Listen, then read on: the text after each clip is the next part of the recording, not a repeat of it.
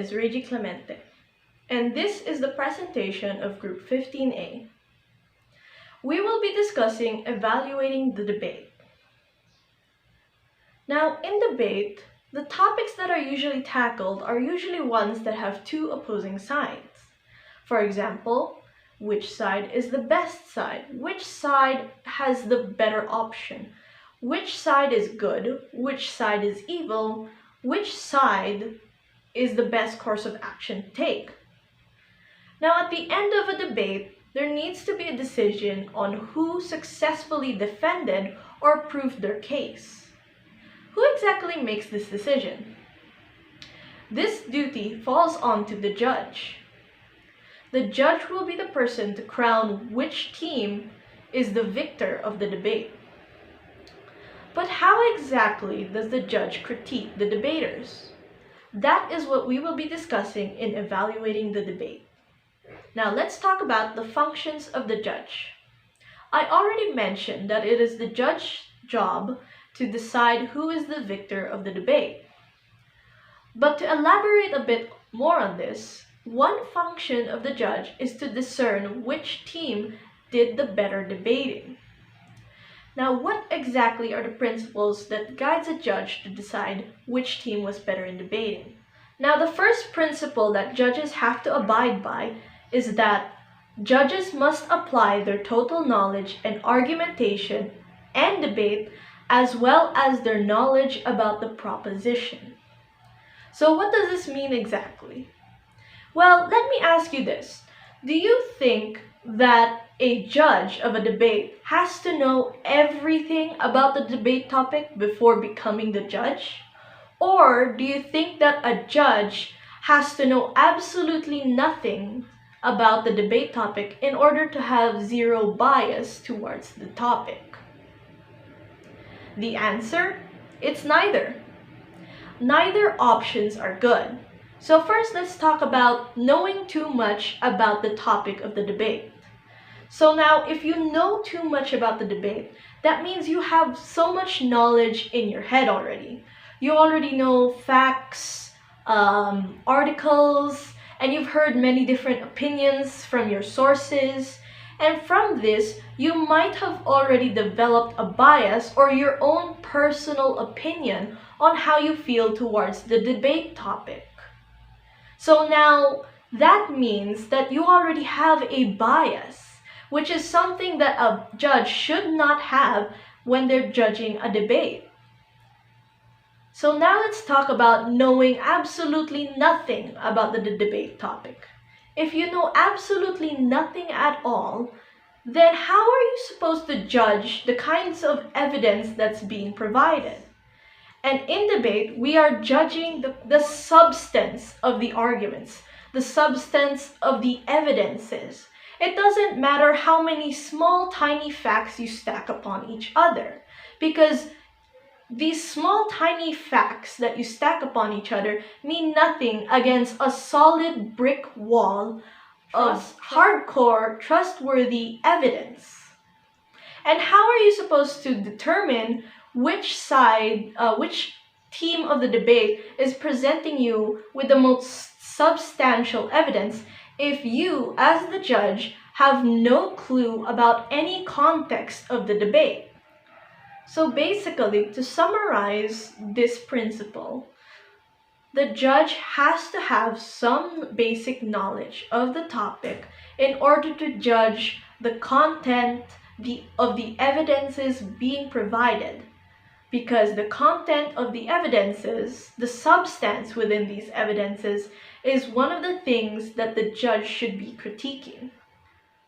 Now, moving on to the second principle that the judges have to abide by, this is judges may set aside biases derived from their special knowledge of the subject for the duration of the debate. But basically, that means that as the judge, you have some knowledge on the debate, right? So you're probably familiar with some of the sources. And some of these sources you know about might come up during the debate. But let's say that debate team A brings forward an evidence that you know is superficial. It isn't credible or it's not that strong of an evidence.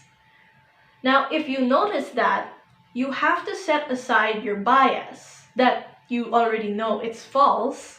You have to set it aside. The reason why is because it is not your job to point out that mistake. Your job is to critique what is being presented, but you're not supposed to correct it. That is the job of the opposing team. Debate Team B has to be the one to point out that, hey, that evidence is false, or that evidence is not credible, or that evidence does not hold up. But if the Debate Team B does not do that, then that means it is a point against them. Again, you cannot point this out in the middle of the debate. Instead, you have to bring out these critiques at the end of the debate. This is because all evidences presented in the debate must be taken at face value. What this means is that when an evidence is presented, you assume it is true until it is challenged by the opposing team. According to the NDT, there is a rule stipulating the following. If a judge determines that distortion and/or falsification of evidence has occurred, the judge shall award the offending team a loss and award 0 speaker points to the offending speakers. So now the third principles that judges have to follow is that judges have to critique debate as it is presented. So basically, I mentioned this previously, but the judge's opinion does not matter. When a judge notices an error, they cannot point it out during the debate and must instead wait until the end before revealing their critiques. Additionally, if the opposing team does not identify the error, therefore it stands against them. To elaborate a bit more on this, let's say that you are a judge.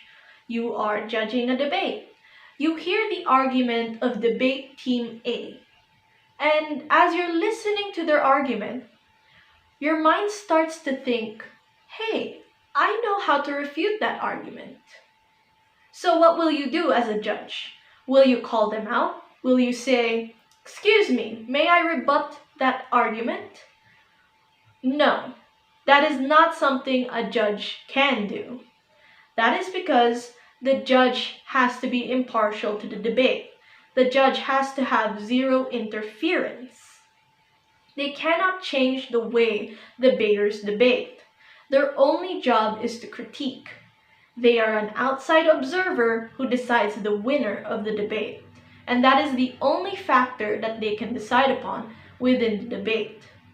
Everything else they have to leave to the debaters. So even if you as the judge knows that Debate Team A has a weak argument, you cannot counter that argument.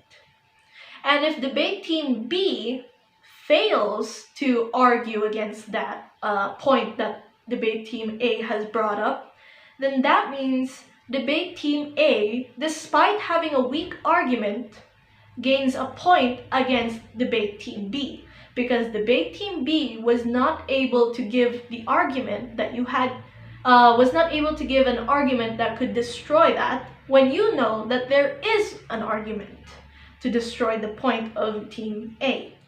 So to reiterate the point of this principle, the judge is an outside observer. So now we'll move on to the next principle to be discussed by my fellow groupmate. Okay, so now we are going to talk about principle number 4 under discerning which team did the better debating. So principle number 4 is that judges must take comprehensive notes during the debate. So when we say comprehensive notes, we are actually talking about a flow sheet that judges will follow during a debate. Now take note that some judges most judges use this flow sheet. They do comprehensive note taking, wherein a few judges don't do comprehensive notes. Okay. So why do they do comprehensive note taking? Well, they do this because in order to record all of the important or the significant developments during the debate, they have to be able to record what partakes or what occurs in the debates. And with that, it also helps to evaluate the debate later on. Now, as earlier mentioned, a flow sheet. So judges use a flow sheet to take notes during the debate. And this flow sheet allows them to record the developmental phase of each issue that is presented throughout the debate. Okay. But take in mind or take note that the flow sheet is never a verbatim record of the debate. So, meaning that many judges will examine the evidence or the text, arguments, plans, and counterplans before making the decision. So, this is why it's important that judges must take comprehensive notes during the debate, because it allows them to have a record, and it also allows them to evaluate, and it gives them a better foundation of making a decision after the debate. Okay, so moving forward, how do judges report the decision in an educationally useful manner? So there are actually two ways that they do this. The first one is the oral critique, and basically, in the oral critique, it is used when there is a lot of time. Okay, when there isn't there isn't a time constraint within the debate. So, oral critique is used when there is an adequate time that is allocated for its presentation. So, how do they do the oral critique? Well, the first step is they have to review the progress of the debate. And the second step, they cite examples of the application of the principles of the argumentation and the debate. And then third, they offer suggestions. Suggestions for what? For improvement. And then the fourth one is they must also cite factors that is most significant in determining the decision that occurs in the debate. And then the fifth one is they announce the debate, but take in mind that sometimes this may or may or not happen. And then last but not least, they offer an opportunity for questions or interactions with the other debaters. So this is the oral critique. Okay, now the second way and how they do the decision or how they deliver the decision. Okay, so the second one is the ballot. So from the word ballot, it is a written ballot that is used to, or it's required to facilitate tabulation even when decisions are orally discussed. Okay, so keep that in mind. A written ballot is generally really required to facilitate tabulation even when decisions are orally discussed. So the first one that they have to do, they have to record the decision of the debate, and they also have to record the name, team affiliation, side, speaker, position, rank, and points for each debater. And they have to record the name of the judge and provide a signature line, providing a space of a written critique and reason for decision. So more or less, when we talk about the ballot, it's more about a written um, way or written process that they do when they report the decision in an educationally useful manner. Okay, so that is all for this part of the discussion. Thank you guys for listening. And we are now in the judging philosophies. So, what are these judging philosophies? So these are the different philosophical approaches that may use by a judge to answer the question, which team did the better debating? So let's start knowing these philosophical approaches. So the first one is the skills judge. This skills judge focus on the skills, where specifically in analysis, reasoning, evidence, organization, refutation, and delivery, where the judge carefully evaluates which team has performed better with regard to each of these skills. For example, if the evidence that presented by one team is more convincing because it is reliable and the way they deliver it is through an organized way.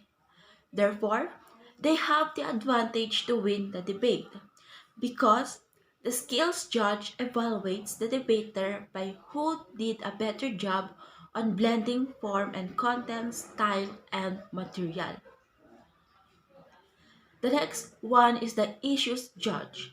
So this one focuses on the stock issues. To win the decision from such a judge, the affirmative has to win all the stock issues. They are not required to win every argument and every contention in the debate, but it must win each stock issues, whereas the negative needs to win only one stock issue, where they might establish that the affirmative's plan will cause substantial disadvantages.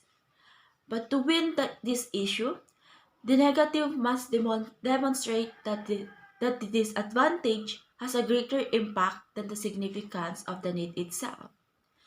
Like, for example, in the proposition that MTBL should be implemented in the primary level. And then, the affirmative argued that 80% of the class are more active in the discussion when their mother tongue are being used, while the negative argued that 5% of the class are failing their English subject because of their mother tongue. The affirmative clearly won because there are 75% of the students are more active when they use their mother tongue in their discussion. Or in short, the significance is greater than the disadvantage.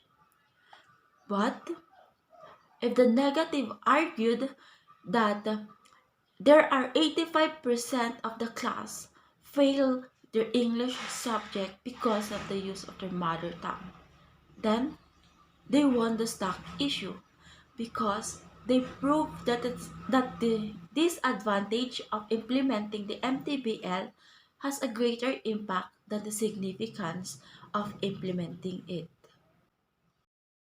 Good day, everyone. My name is Charlene, and I will be discussing more or three more of the judging philosophies. So first, we have the policymaker judge. They tend to take the theoretical viewpoint that they are the policy maker. They vote for the side that presents the best policy option.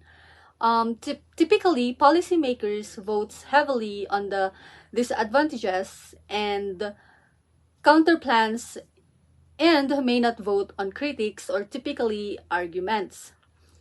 However, more and more policymakers are beginning to incorporate parts of the gamer paradigm to their views, making them more open to critical arguments. The basic policy of this paradigm is the weighing of the affirmative advantages versus the negative disadvantages. The law-making function of courts ensures that judges have a powerful role as public policymaker because the decisions they make profoundly affect not only the parties in the case but also the society, the economy, and the politics. So next up is we have the hypothesis testing judge. So this judge takes the perspective of a scientist seeking to determine the probable truth of a hypothesis. Unlike the policymaker judge, the hypothesis testing judge does not seek to compare two policy systems. He or she is testing the hypothesis that is the affirmative case alone. So thus, the negative is free to defend anything or everything that is non-topical. If the negative demonstrates that no need exists for the proposition, the hypothesis testing judge will conclude that the hypothesis is not true and should not be affirmed. The hypothesis testing judge tends to be receptive to conditional or hypothetical counterplans. So the main point of this paradigm is a primary focus on the statement that is the proposition. So debate occurred as a means of testing the probable truth of the proposition as embodied in affirmative themes. Example. So lastly, in my part will be the tabula rasa judge. So this is the Latin phrase that translates to clean slate. Tabula rasa judge claimed to begin the debate with no assumptions on what is proper to vote on. So tabula rasa avoids the imposition of his or her own debate philosophy and allows and expects the debaters to decide the theoretical framework for the decision as the debate evolves. So if the affirmative is using a stuck issue case and argues successfully that the debate should be decided on stuck issues, this judge will vote for the affirmative if it carries the stuck issues. If the negative offers a conditional counterplan, or if neither team chooses to argue the judging philosophy, the judge may decide that a certain type of judging philosophy is implicit in the way the debate evolves and choose that philosophy as the basis for their decision. So all judges work to be tabula rasa to some degree, striving to their decisions based on the arguments offered by the debaters in the debate or in the debate round and not based on their predisposition. So, on their predisposition about the topic and the materials presented. So, good day everyone. I am Janeline C. Sebio and I will be discussing the Evaluator of Argument, current practice, and the significance to the debater. So, first is Evaluator of Argument. So, this judges recognizes the inevitability of intervention, but it also strives to determine the quality of logic, clash, and evidence presented by debaters in order to choose the superior case or argumentative advocacy. So, an evaluator of argument. One evaluates arguments by assessing their quality, and that is how good they are as arguments. So, an argument's purpose is to compel a listener to believe the conclusion on the basis of the reasons given in support. So, to be a good argument, it must supply agreeable reasons that make the conclusion seem clearly true.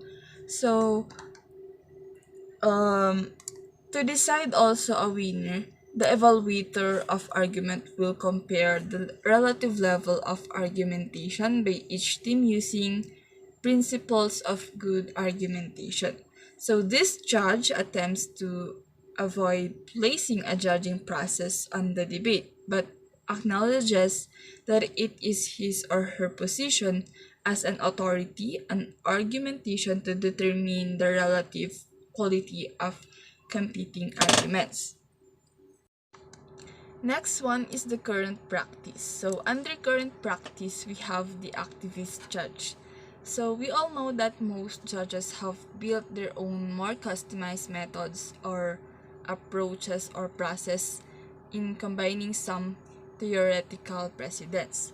Although each debate judge take a different approach, they currently fall into one of two approaches or methods. So the more traditional group of debate judges compares competing advocacy based on the arguments, evidence, and clash as presented in the debate. It works to remove personal bias and involvement, and also it favors decisions based on the content of the argumentation over the delivery of the message or of the topic. So this group is responsible for maintaining a full and correct flow sheet to document the debate, as well as reviewing also the facts for precise terminology after the debate. So most of these judges favor arguments that focuses on the specific existence of the policies being discussed, and they also agree that the arguments are presented as hypothetical or presented um, correctly. So, activist judge, it says here that judges in this approach see themselves as active participants in the debate process and view the debate not as a game but as an act.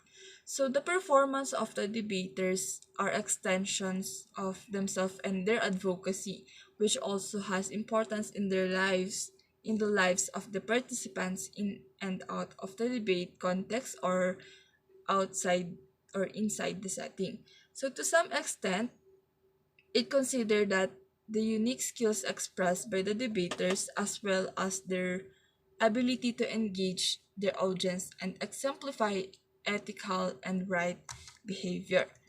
And last one is we have here the significance to the debater. So there may be as many ways to judge a debate as there are judges, because the debaters usually will not know the philosophy of the judge, and it will be um, the question arises on how can debaters adapt to the situation. So there are two considerations. The first is the debater should know argumentation theory and be prepared to argue that the judge should serve.